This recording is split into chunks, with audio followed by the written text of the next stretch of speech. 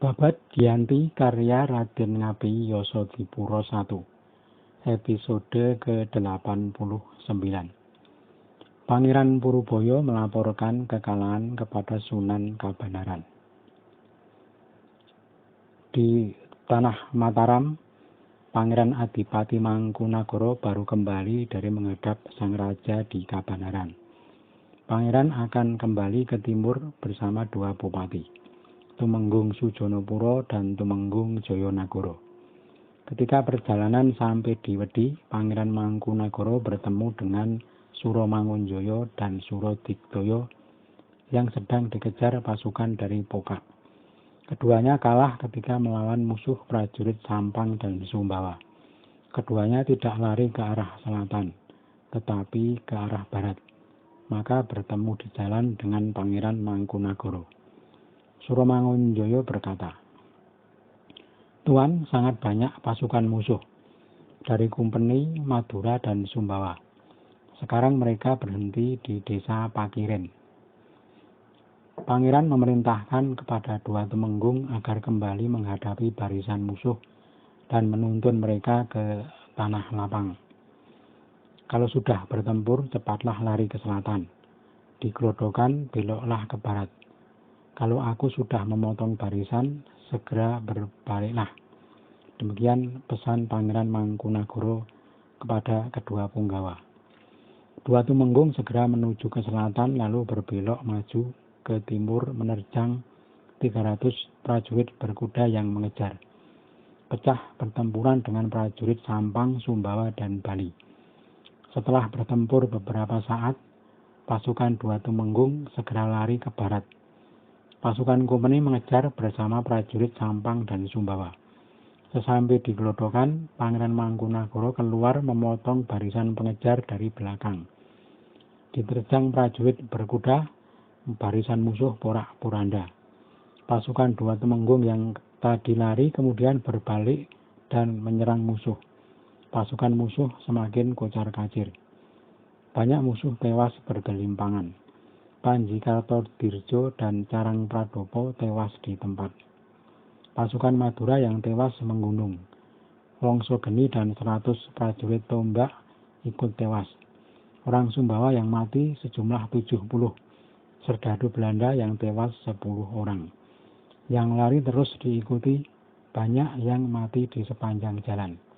Berhentinya musuh ketika sampai di Pokak, ditolong prajurit dari dalam benteng. Pangeran Mangkunagara lalu kembali ke selatan. Pasukan pangeran yang tewas sejumlah 20 orang. Pangeran memerintahkan agar musuh yang tewas dipotong daun telinganya, lalu dibawa dengan ancak ke Kabanaran. Ada lagi tawanan Sumbawa 7 orang dan Bugis ada 3 orang. Semua diserahkan kepada sang ayah di Kabanaran dengan disertai surat. Perjalanan utusan tidak diceritakan. Singkatnya, mereka telah sampai di kota raja Kabanaran. Yang pertama dituju adalah tempat Adipati Jayaningrat. Utusan lalu segera dibawa menghadap sang raja. Bersamaan menghadap Adipati Jayaningrat, Adipati Suryonagara, Tumenggung Mandoroko, dan Carik Tumenggung Sindusastro. Sindusastro baru saja diberi anugerah tambahan tanah sehingga genap 1.500 cacah. Jaksa Tumenggung Sastro Sasmito juga sudah menghadap. Putra mahkota Pangeran Adipati Anom juga telah hadir. Yang disuruh membaca surat dari Pangeran Mangkunagara adalah Ki Tumenggung Sindusastro. Ki Sindusastro membaca dengan keras seolah ditujukan kepada Pangeran Purubaya yang juga telah hadir di situ. Segala siasat perang diuraikan dalam surat mulai dari awal sampai akhir. Pangeran Purubaya hanya tertunduk malu. Selesai membaca surat, Sunan Kabanaran berkata pelan ditujukan kepada sang kakak Pangeran Adiwijaya. "Sepulang dari sini Kanda, putra Anda Pangeran Mangkunagara bertemu 2.000 prajurit Madura, 50 dragonder, 200 prajurit Bugis Bali, dan 200 orang Sumbawa, serta prajurit Jawa sejumlah 200. Prajurit putra Anda hanya 40. Sujonopuro dan Joyonagoro juga masing-masing hanya membawa 80 prajurit. Jadi hanya 200 melawan 3000. Kalau berpikir pakai akal dan tekad yang berani, maka tidak akan kalah dan malah dapat membunuh banyak musuh. Ancak yang dipakai membawa telinga masih di depan pertemuan. Disuruh membuka oleh sang raja. Semua sudah diberi garam sehingga tidak mengeluarkan bau arus. Saat itu Pangeran Arya Purbaya dan Pangeran Mangkukusumo keduanya pucat wajahnya karena rasa malu dan takut kepada sang kakak.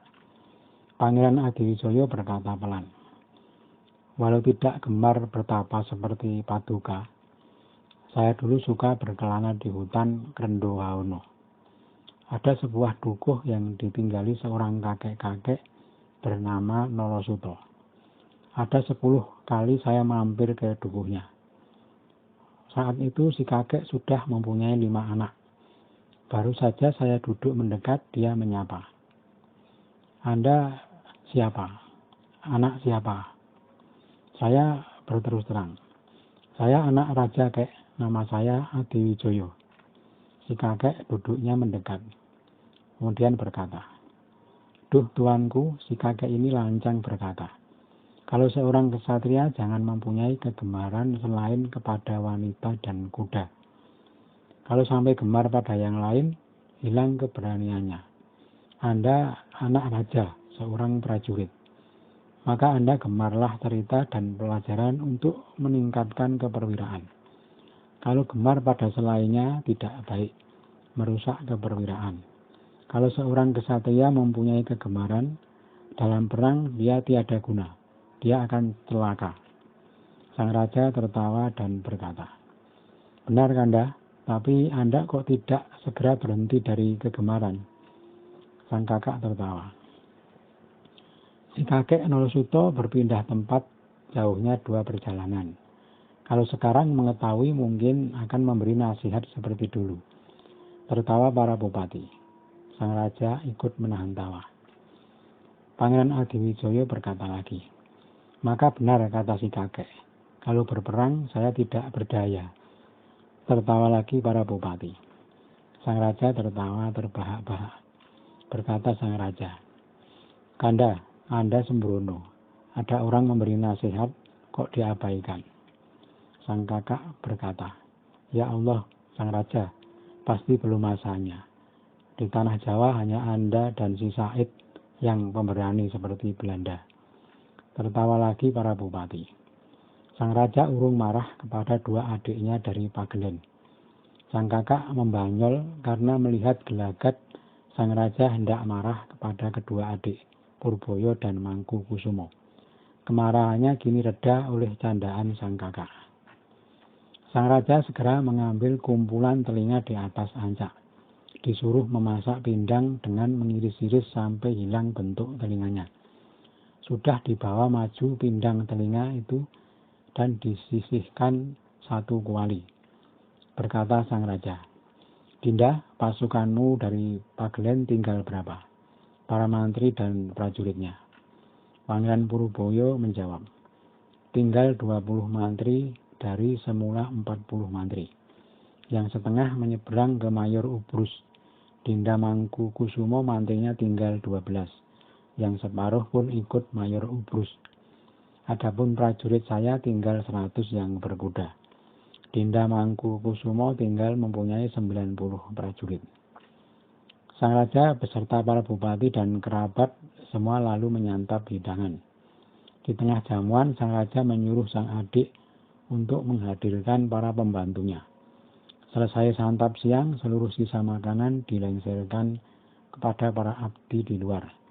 Setelah pasukan dari Kapurubayan dan Mangkukusuman sampai di hadapan sang raja, diberikan kepada mereka tumpeng dari dalam dan sekuali pindang. Semua diperintahkan maju. Sang raja berkata kepada para abdi dari kedua pangeran tersebut, 'Hei orang Pagelen semua, berapa musuhmu yang Belanda di sana?' lebih banyak yang di Pokak, Kumpeni, dan pasukan Maduranya. Di sini ada 7.000 prajurit Madura. Kalian besok semua akan dikebiri, kalau tidak berani melawan sekali lagi. Orang-orang Pagelen menjawab, baik Paduka, kami berani jika besok diadu maju perang lagi. Semua yang hadir besar kecil menyatakan kesanggupan.